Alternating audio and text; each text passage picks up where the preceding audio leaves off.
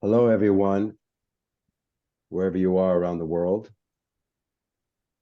We are now in week two of the war in the Middle East, in Gaza. As you all know, we are waiting for Amos Yadlin to join us in a few minutes. He's in a high-level security briefing as we speak, and he'll be joining us in a few minutes. So we wanted to use this opportunity just to give you a brief update about the situation on the ground and what ELNET specifically is doing. If we have directors with us on this call, we'll see in a minute. We'll hear from some of them. We really do have a brief few minutes before Amos joins us.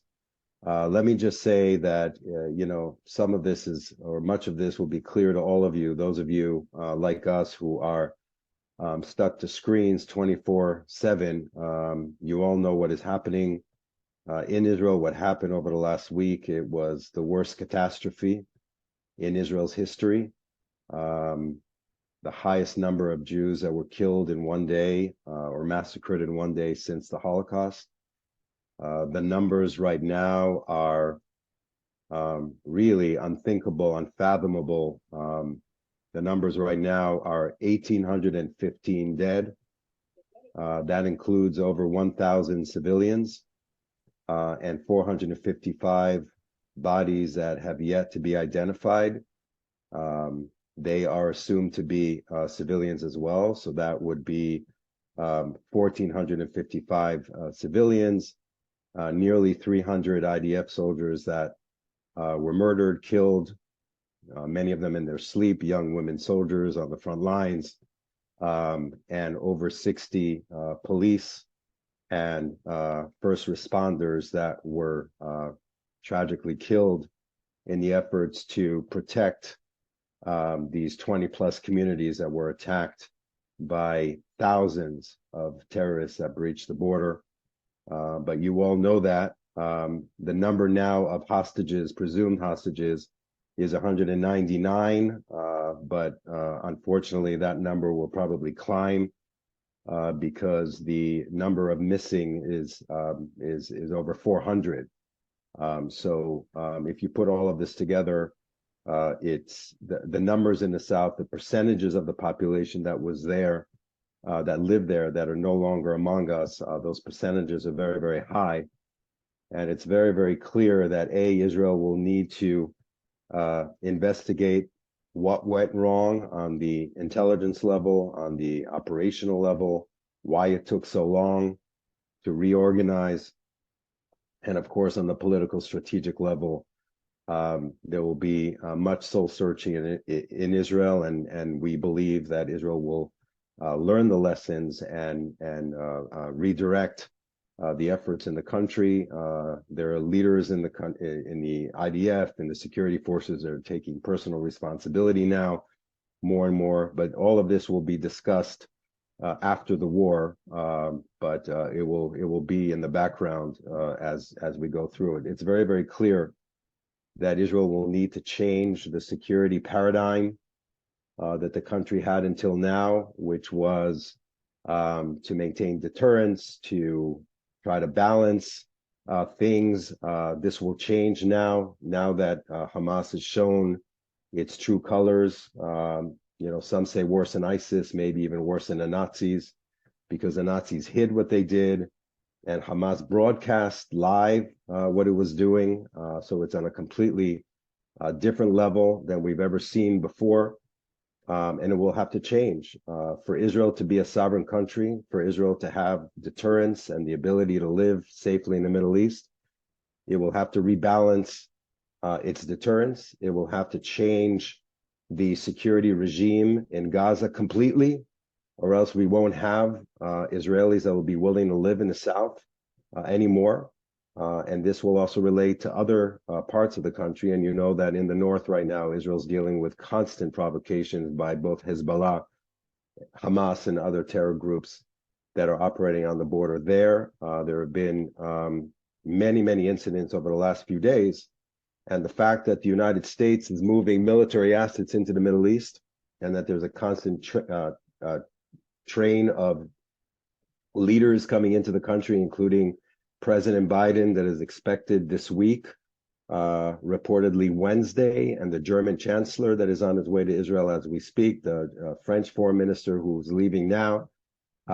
There is an international effort to make sure that this war doesn't expand and to deter Iran, Hezbollah, and those members of the axis of resistance that are also allied with Russia and others. And this really is becoming a West issue on a global level, which is much more than just a limited neighborhood of Gaza and Israel. So much will change, but there's also pressure, as you know, in the streets of Europe on American college campuses. The American political system isn't that stable.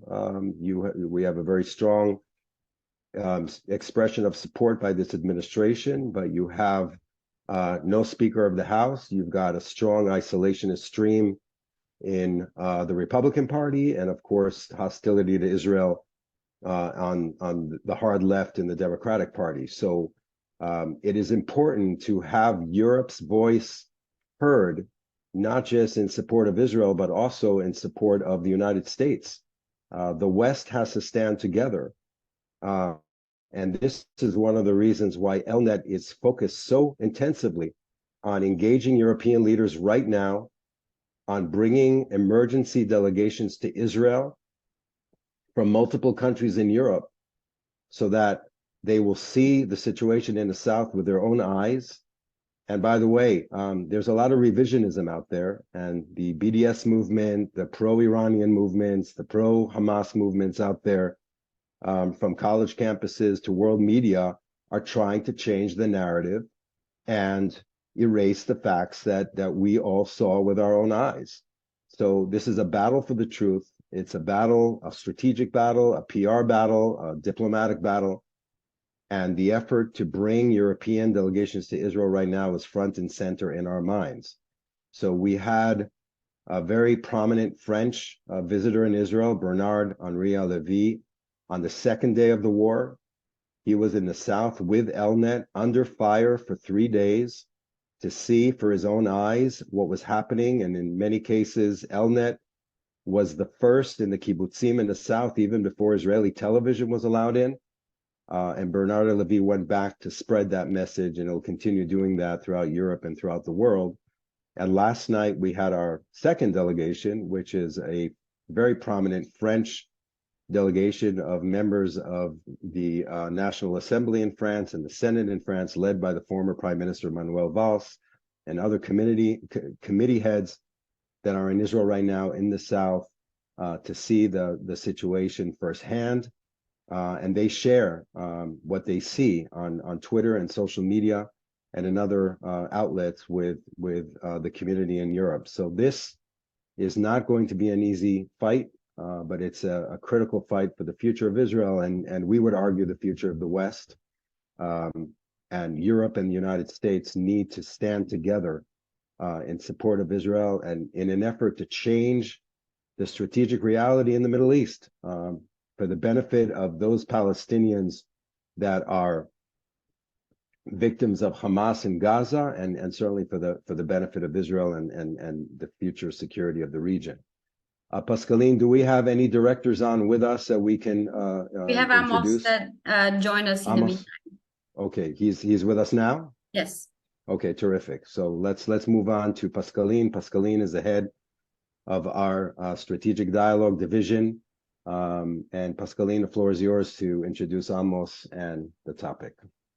Thank you very much. And like everyone else, I am heartbroken about what's going on, and at the same time, even though there's a lot of pain and grief, we all have a fight to fight right now, and we will all be tested in the days and the weeks to come. It's going to get hard. And I believe we all have a role to play, whether it's in Israel or in the US or in Europe altogether, including really to share the truth widely and clearly, which is really important at this point.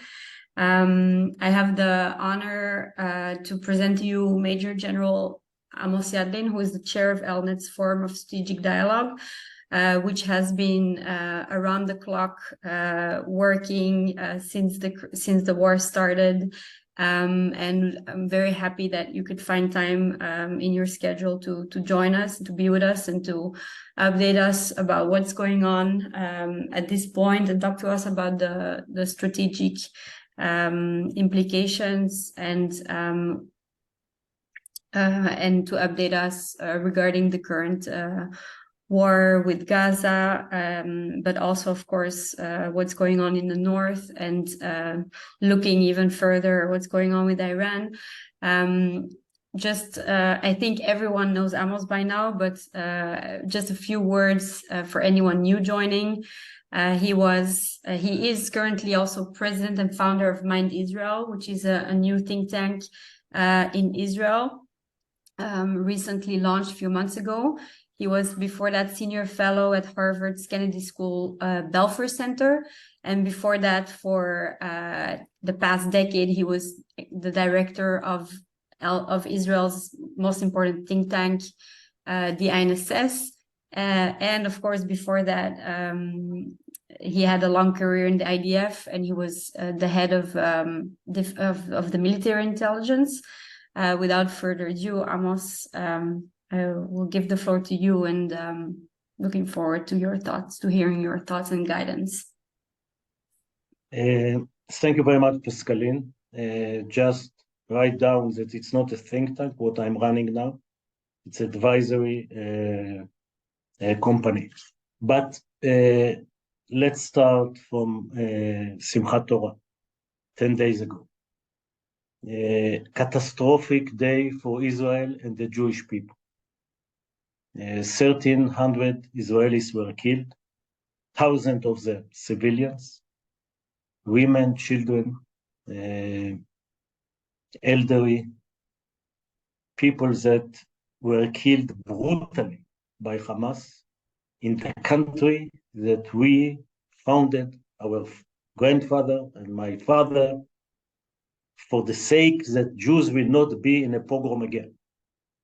And unfortunately, due to three failures, the synergy of three failures, we found ourselves unable to protect our citizens. This is huge. This is catastrophic event that will be remembered in the Jewish history for centuries.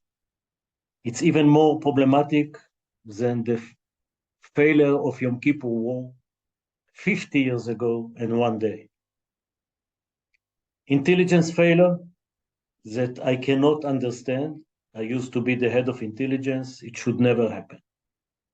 Operational failure based on the fact that they thought that the obstacle, the fence in Gaza, vis-a-vis Gaza, can give them enough time to bring the forces and not to let Hamas cross it so easily. And a leadership failure. I'm not going to give you the whole damage that Netanyahu and his right-wing government have done, but they took the energy of Israel, the capability of Israel to deal with its enemies, as well as weakening its deterrence, and the failed leadership with the failed operational concept and the failed intelligence brought us to this pogrom on the soil of Israel. Never ever should happen. The government of Israel gave the objective to the IDF to destroy Hamas, to destroy its military capabilities and its governance in Gaza. We see the attack on Israel not done only by terror organization. It's done very much by a mini Palestinian state that attacked Israel and we are going to deal Gaza as a state. The way the Allies treated Germany, Nazi Germany, the way the US treated the Islamic State in Iraq and Syria in 2014. And war was declared, and the rules of the game have changed. Everybody that thinks that it will be similar to the previous exchange of fire rounds in Gaza is wrong. Because the whole paradigm was wrong. The paradigm was Hamas is the least of a challenge to Israel compared to Hezbollah, compared to Syria, compared to Iran, nuclear Iran. So let's keep this terror group weakened and deterred, and in a way, an address in Gaza. All the three assumptions, or the four assumptions, were wrong. Hamas is not weak. Hamas is not deterred. Hamas as an address is a mistake. Because why we want it as an address? Because people were worried that if Hamas will collapse, we'll get something worse.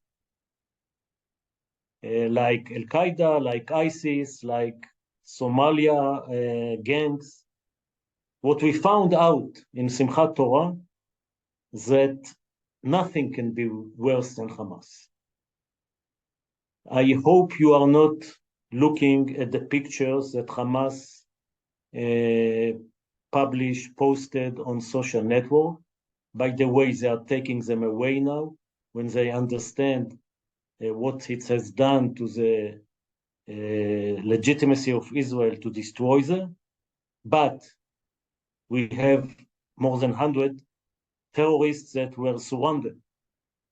And we took from their cameras on the head pictures that if you see them, you will not sleep until the end of your life. Raping, killing young girls, killing children in front of their parents, killing parents in front of their children, beheading babies, burning them, take a baby from the belly of a pregnant woman, put it on a tree. Unbelievable. I saw generals crying when they saw these pictures. I think the worst were not sent to President Biden, but some of them were sent for him and for his Secretary of State to see who we are dealing with. Of course, it's all criminal. It's war crimes from the highest degree, And if you take the numbers, and compare it to the population in the US, 45,000. So think about September 11, not with 3,000, with 45,000. It's really, really a catastrophic day for Israel. However, we have to continue with our life. We cleaned the Negev, the Western Negev. There is no terrorist now west of the border. The border is guarded again now with huge forces, tanks and airplanes and whatever need to protect it. But we want to destroy Hamas, very much like what the Americans have done to Germany. The campaign to destroy Hamas based on three efforts: air raid, air campaign, every target in Gaza that can relate it to Hamas, a command post, intelligence center, logistics center, production of rockets, the rockets itself, all the anti-tanks, and all the Hamas infrastructure will be targeted. We are not targeting civilians. But civilians, if they are around the terrorist, the just law principle and the international law permitting us to do to target the Hamas and not be too much worried about who is around them. We are not going to do Dresden as the Brits and the Americans have done. Of course, we are not going to do what was done in Japan, but it's going to be tough. And Gaza will not be seen as it was before October 7th. But the goal and the purpose is to destroy Hamas. There is also a siege around Gaza, and it will develop sooner or later. I think later, because Hamas prepared a lot of storage. They, of course, will cry that they are dying of hunger, but don't take it too seriously. But there will be a siege. A country is not supplying fuel to its enemy, not electricity, not food. And if there will be a humanitarian cry, we should direct it to Sinwar, because humanitarily, he has to return at least the women, the kids, the elderly that he took from the kibbutzim. There is about 100 of them.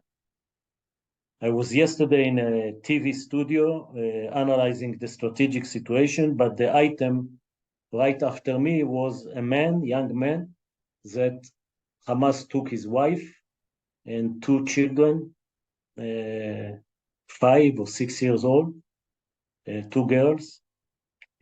So humanitarian demand should directed to Sinwar. When he put all those who are not soldiers, you can be even asking for the whole, but those who are not soldiers that according to the international law, you cannot kidnap. Put them on a truck and return to Israel, we will return maybe the electricity to Gaza. Ground operation, you cannot defeat your enemy from the air. I'm an Air Force general. I am a big believer in air power, but there are places that you should go with ground forces. We are not going to occupy Gaza. 2 million Palestinians under our control is not a good idea, but we want to reach most of the places that Hamas is there, destroy all their military and governance installations, and then to consider what kind of redeployment we'll do, because we don't want to control Gaza. The redeployment has at least to show the Palestinians that when they attack Israel, they are losing territory and they become refugees again. To make a future leader contemplate twice before he attack Israel next time. We will withdraw maybe it's too early, by the way, but I don't see Israel withdrawing to the 2005-67 border. We will stay with a buffer zone, 1 kilometer, 2 kilometers, it was not decided yet, that will be mined with a lot of mines, and every obstacle that such a fast, surprising attack will not be able to do. Otherwise, the kibbutzim will not return to the Western Negev. They have to be sure that the threat is gone. So destroying Hamas, enhancing deterrence, and making sure that such an attack will never happen. We have a unity government, not really unity, but emergency government. Gantz and Lapid try to get to the government. Netanyahu, like Netanyahu, bargain with them. So Lapid stay outside. Gantz and Eisenkot is a very important addition to the war cabinet. 2 ex-chiefs of staff, 2 generals that commanded the Northern Command, and I will be there in a minute. And it's very important that Nir Netanyahu and Dermer that never conducted a real war and don't have the generalship that Eisenkot and Gantz has, that it's really when you have 300,000 reservists that were mobilized, that they will know that the prime minister that destroyed Israel in the 9 months is now a company with 2 people that they can trust. The North. Hezbollah is much stronger than Hamas. However, they cannot surprise us now because a great part of the mobilization was called to the north. The intelligence sensors there are very sensitive now. And the question or the dilemma for Israel is, are we preempting Hezbollah since we have now legitimacy against terror mini-states? And Hezbollah is controlling Lebanon, no doubt about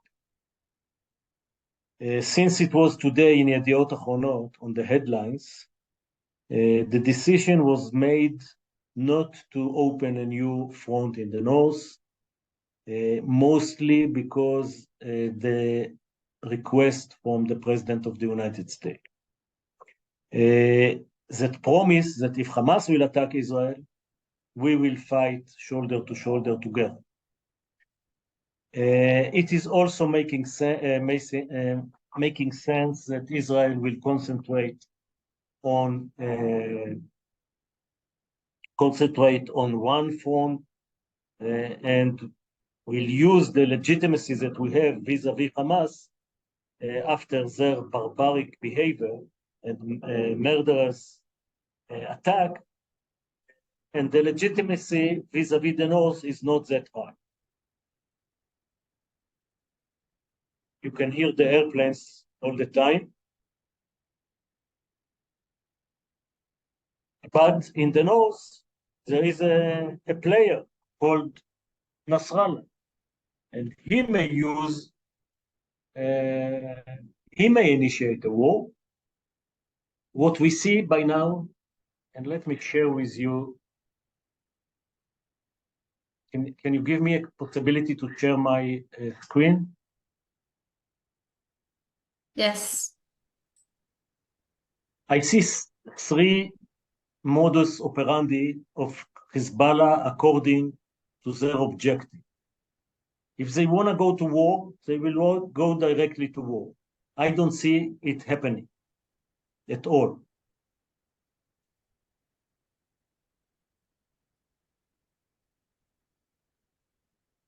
Okay, I can't share they are now in the lowest part, which is symbolic support of Hamas. They allow Palestinian terror teams to cross the border once in second day. They fire 4. Okay.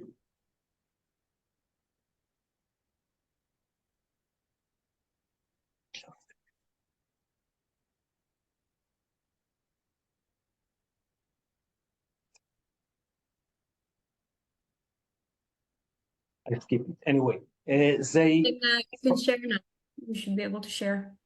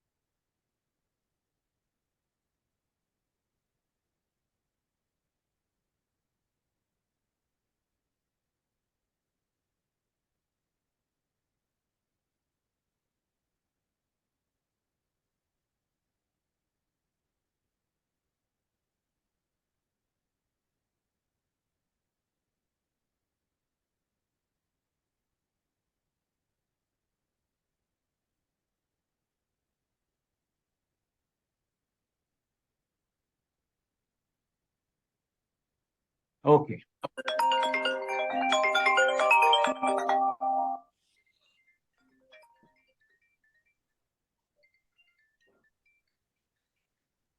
If it helps, you can just send us the document and we will pull it up and you can continue.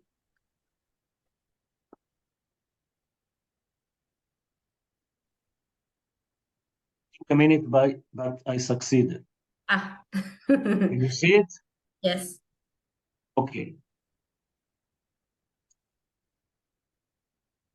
Stage number 3, initiating a war. There is a school of thought that's saying that it's all planned by Iran. And they started with terror in the West Bank. Israel sent a lot of forces to the West Bank. Then they attack in Gaza, which was without a lot of forces.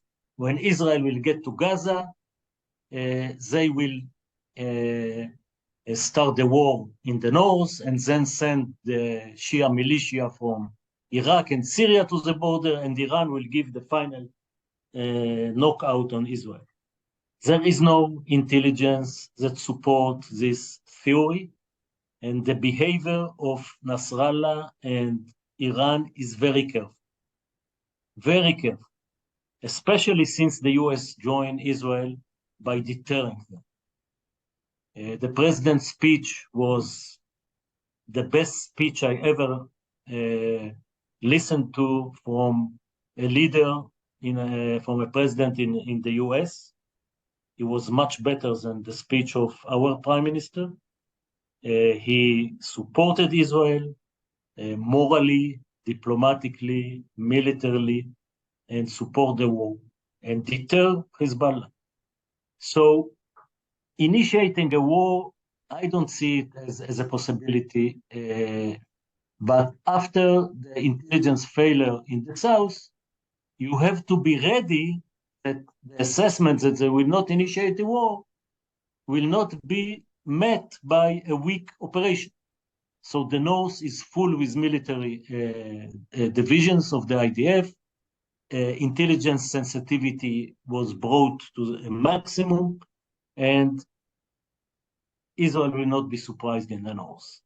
So Hezbollah is here, measured support for Hamas, tit for tat with Israel, exchange of fire, but as I say, one Palestinian team, terror team, anti-tank missile, 10 rockets, all of them in the first 2 or 3 kilometers from the border.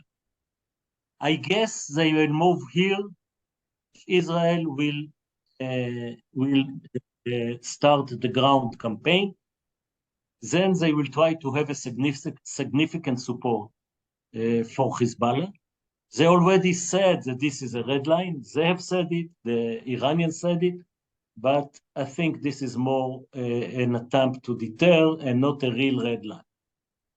The problem with action here, which will be much more attacks, maybe to a longer range, it is not missiles to Tel Aviv, but it may be missiles to a military camp in the north.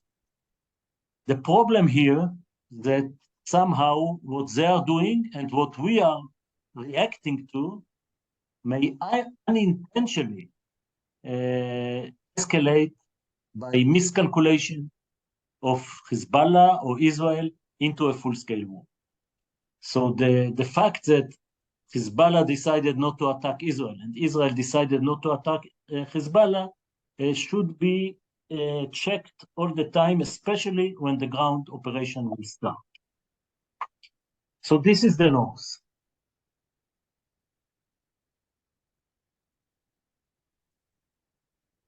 I already said the United States sent to Israel, beside the wonderful speech of the president, Secretary of State came twice. He's today in Israel. Secretary of Defense came, basically hugging Israel, supporting Israel, but in the same time, don't make the war escalate in the Middle East. It's against the interest of America. And if you fight the war, which is a just war, fight it justly, according to the international law. Three more comments and then I will take answers. I will take questions. The day after. The day after, Israel is not going to stay in Gaza. The best thing will be to handle it to the PA or to handle it to any innovative consortium, PA, Egypt, and United Arabs or Saudi, United Arab Emirates and Saudi, a British mandate, a French mandate, whatever is something that is not Hamas. It is the likelihood of this happening is low. Every reasonable leader will not take this hot potato to control. But since we changed the rules of the game on everything, I may envision if Hamas will be defeated totally, that some project may even international projects that will rebuild Gaza and at the same time build the Western Negev, and it may lead, who knows, to a different relation. But we are really, really not there. There is the possibility that even after this war, Hamas will be very weakened, but will take over Gaza when we withdraw because nobody wants to take it. But then we are not going anymore to let them build a military. This is a huge mistake. By the way, when Rabin accepted the Oslo Accord, it was due to the fact that everybody agrees that Palestine will not be with a military. It will be a non-militarized state. The governments in Israel, all of them, by the way, never thought that they have to act against Hamas that violate this important principle. Last comment, normalization with the Saudi. No doubt that the Saudi street is in a way celebrating. They hate Israel. They support the Palestinians. But the Saudi leadership is unhappy from what happened. And even my friends in Washington are saying that it may encourage them to go to normalization even faster than before, because they see what the excess of evil led by Iran is achieving. But once again, it's too early to judge. I think that the best judgment will be according to the success of to the degree of success of the Israeli a very ambitious goal to destroy Hamas. Took the Americans 5 years to destroy ISIS. They never destroyed the Taliban. So we are not going to a short war. It's going to be long. If it's limited to Gaza, we can live with it. The first 2 days I went to Tel Aviv, empty roads. I was today, the traffic was jammed. So we can live with it. Israel was able to develop the best missile defense in the world. Early warning to the populations. They already know how to go to their shelters. And the missile defense itself usually intercept 95, 96, 97% of the rockets.